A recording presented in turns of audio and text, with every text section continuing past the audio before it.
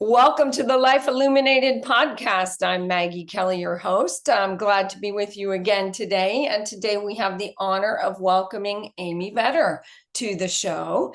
Amy's the CEO of the B3 Method, a keynote speaker, a yogi, and a CPA. I don't know how she manages to do all of it, but we'll get to the bottom of that. She also just recently launched a book called Disconnect to Reconnect. So we're going to have a nice little chat about all of what Amy's all about. Welcome, Amy. Thank you. Thanks for having me. Yeah, so tell us a little bit about the B3 method. What is that? And So the B3 method, it stands for business plus balance equals bliss. And like you just said, I'm a CPA, by profession. I no longer practice as a CPA, but I work still very much in the accounting profession, and started out on the traditional path of a CPA and made it to becoming a partner in a CPA firm. And that was really a changing life moment for me.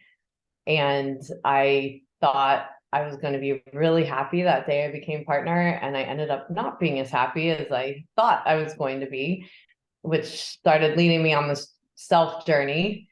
And, between going to therapists, starting yoga, all of these things were a perfect storm. I was a young mom at the time. And so I really, throughout that decade, really started documenting this journey that I went through and trying to come up with a methodology for other people that kind of come to these points in their life of what's it mean? This isn't what I intended. We all have those moments, and try to find that path to pivoting, which is what I call it, not necessarily quitting, but finding, where your joy is. And so the methodology, the business side is really all the stressors we have, in trying to achieve what we want to achieve in our careers and in our home lives and trying to keep up with everything. And the balance side is these natural tools that we have of mindfulness and collaboration that we can offset those stressors that we have in our life in order to create bliss. And bliss is the maintenance of happiness, but I believe it's each of our own responsibility to find that happiness each day rather than trying to blame the outside or look for it from the outside. And so when we put these practices into play, it's all about finding those little moments of joy each day. yeah, I don't know if you've had a chance yet to see a brand new documentary out there called, I think it's called Blue Zones, and it's about Okay. this is where people live the longest, over 100 years old.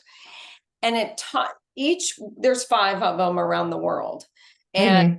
each one of them ultimately connects to this idea of living longer has everything to do with personal connection with others, more Mm-hmm. than your diet, more than exercise, Yeah. but that Mm-hmm. there's also an element of spirituality involved as well in the people who live to be centenarians.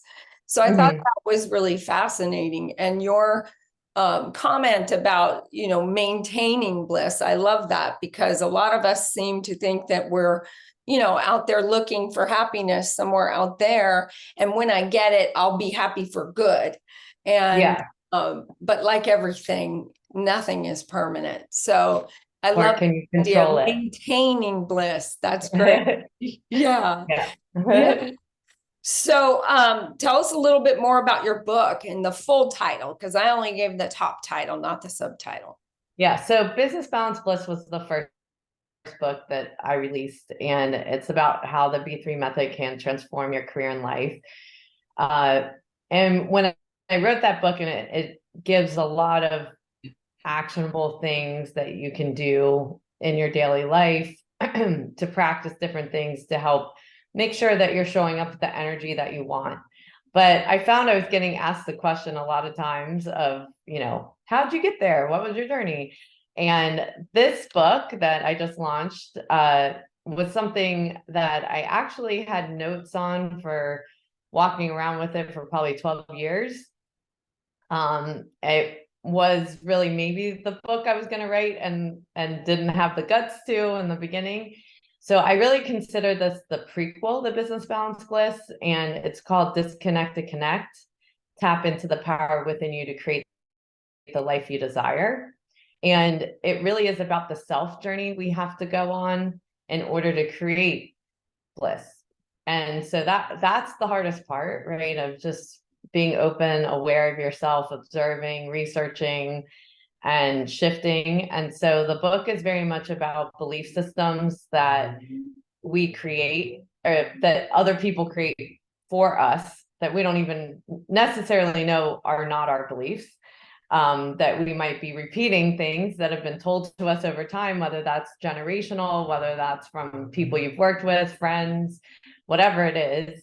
And sometimes we don't step back to observe, is that my belief or is that somebody else's belief? And I've created habits and patterns and all these things based on those belief systems. So it's really trying to step into yourself and say, is that truly who I am?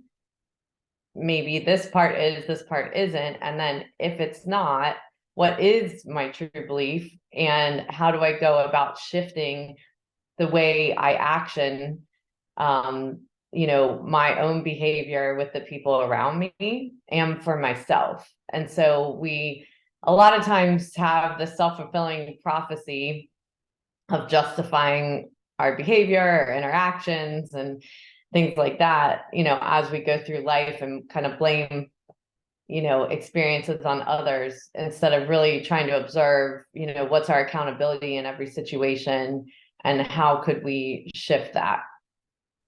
What part of your journey did you decide to write this second book? Did you give up being a CPA and then do this? Or I just kind of want to piece together the timeline for you, because I think that's really always interesting for me, given the kind of client that shows up to me in a sort of midlife crisis, to be sure. It's interesting. Where were you? So Yeah. So I started therapy when I was 32, and it was very intense. I had, driven myself to become a partner, and didn't realize how much of what I did every day was to please, my family, what was kind of set out to me for goals. And that process and that therapy, I really started revisiting my entire memories, all my life, things I've said forever. I also think becoming a mom at that time too really makes you step back and observe and say, wait, that wasn't okay. So, when all you've known is one way, and then you become an adult, everything starts shifting. And so when I got through this really intense therapy, for a while, I mean, I'd have 3-hour sessions. My therapist had said, you need to write a book on this, because when people look at you, they would never know you've overcome anything. Like, they would just think, oh, she's just lucky. She just got here.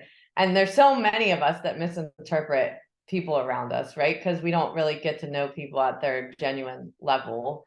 And so I started making small pivots in my life. I was always a speaker, but it was much more on a technical side, software side, and so forth. And then it was always in my head to write the book. So that's why I had written so many notes for so long. And then I decided to launch my career as a keynote speaker and make this pivot in my career. And I was going to write a book. And then I started writing this book, and I shifted to kind of more solving, for work-life balance and what I call work-life harmony, because so many people suffer with it in the accounting profession and a lot of professions that are time-based, where you're turning in time for money. And so that kind of went on my path. And for me, even though I'd been a speaker for 20 plus years, when I started telling my personal story, that was a first for me on stage. And then I started getting better at it, and I started seeing how people were responding to it and how they needed that to share their stories, and how that kept growing. So it started building the confidence in me to write this book. And then I probably took another, this is probably 5 years from then, of finally publishing it. It's gone through a ton of iterations because I wanted to make sure it was done in the right way, in that I'm sharing enough to help the reader brainstorm their own story, but not to go so deep into my story that they're thinking about me and not them. And so it took many, many edits to get it to the place where I wanted it to be. And now, the conversations and how people are sharing with me is a whole nother level, because this book was released. Yeah, it is. It's always interesting to realize or be reminded that our vulnerability actually gives another permission to also be vulnerable. Yeah. And that and likewise, when we withhold, it does the same to shut them down as well. So I Yeah. love that. I love that. And so that was the most recent. This is the most, we're up to date with you. Yes, exactly. Right. Good. Yes. Good. Yeah. Yeah. And how old is your child, or do you have more than one now? So I have two children, one's 22 and one's 18. So, Okay. and so I'm now, like, just like you said, there's never an end to life shifting, and going through the empty nesting phase, is a whole nother period of time you can't even prepare for in your head. But what I am thankful for, is all of the philosophy and practices that I've learned over time to be able to employ in times of stress or grief or, change. And I always look at it like an insurance policy. You can't get insurance when you need it. And a lot of times people won't go to therapy or won't do these kinds of practices when life is good.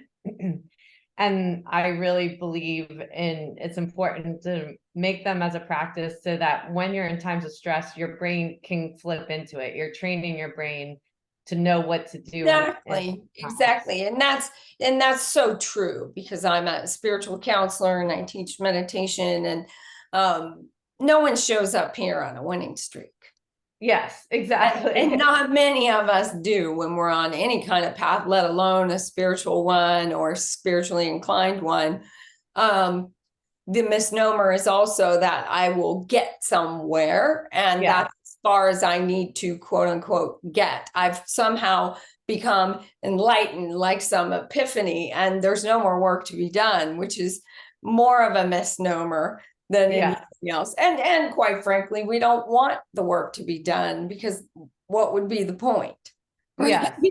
Well, it's a journey, and that, I think, is the biggest message in all of this is, it's not about the end, it's about coming into awareness. So, like, when I was in my 30s, if I was feeling emotional stress or whatever, I just push it down and not identify it, be aware of it, and not, it's happening, but you ignore it.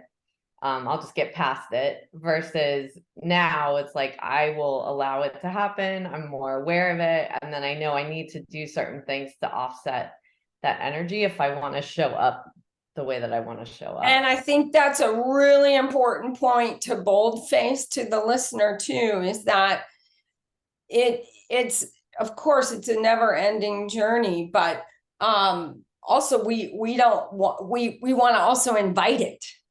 It's Mhm. not like, oh, I'm gonna shift into all my great practices when I'm in trouble, or rely on them as some sort of a crutch, but rather to understand that, at least in terms of meditation, how I teach, is the whole purpose of meditation is to be able to notice when your mind goes off and bring yourself back. And that right there is the training to be able to notice what's going astray out in the world and catch yourself before you go off the rails. Right. So, it's people, teachers like Thich Nhat Hanh or even Pema Chodron would suggest that you invite it in, whatever that is, and have a seat and have tea with it. Mhm. Whatever that Well, is. and then when you're doing yoga poses, it's very much about equilibrium, right? Like you're bringing yourself into balance. So it's what you need to do to offset, that feeling, that energy, to bring yourself to equilibrium. So if you don't take that time to disconnect, to get silent, and it may not be meditation for you. Like sometimes it'll be if I go on a run, all of a sudden my brain is solving things that it wouldn't have solved because I'm letting it release. So it's finding the things where your brain can release, and everyone's got to go on that journey for themselves to find that and to train it. I know for me, I'm been a yoga teacher for 17 years, or yeah, 17 years. And meditation, because I'm a type A personality, that's always been a struggle, for me. And I know I have to put, like, when I talk about creating habits, I have to put a ritual in place to train my mind to go meditate, because it's not something where I'm like, yay, I can't wait to meditate, and some people it's natural for them to do that. Like for me, like being in motion is a way for me to be silent, so actually sitting and be silent is a lot harder. And so, I found, like, in order to do that, I have to recognize that I want to do it. I'm going to do it at a certain time. I'm going to put out my meditation pillows so I see it and my brain identifies, like, as soon as I get up, that's what I'm going to do. And I don't put too much pressure on myself. So, I think a lot of times when people hear meditation, they think, you got to sit there forever. I mean, you can do 5 minutes, you can do 10 minutes, you can build up over time. And it's really, again, not about the outcome, it's the journey and what you observe over that. So if you are jumpy, that's a good observation, because when you come out of meditation, now why am I jump? Now I'm going to question myself. Why am I jumpy? And what do I need to do to offset that energy so I bring myself back to equilibrium? Well said. I always tell my students, don't give up before you see the results. In fact, sometimes the parents of the children I teach, or the sibling or the spouse, will notice the change in the meditator before the meditator does. Yeah. And I always say, 2 weeks, 2 weeks every day, 10 minutes every day, 2 weeks.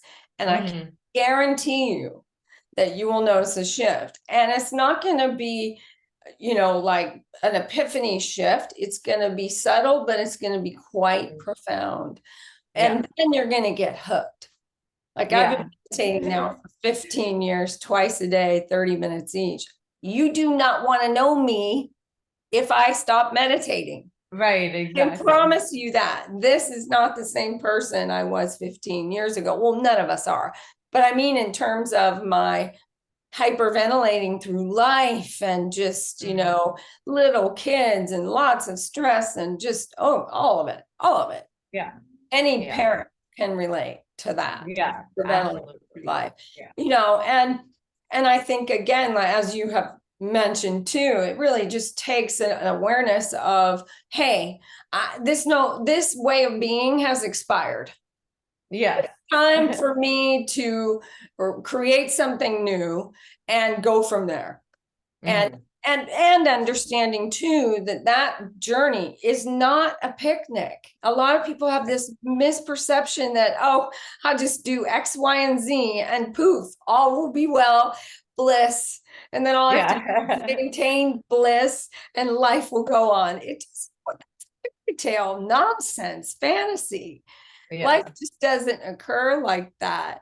That the spiritual journey is not easy. If you're really going to work it, it's not going to be pretty for the most part. But the journey is the path, and the path is the journey, and that's all there is, right? Yeah.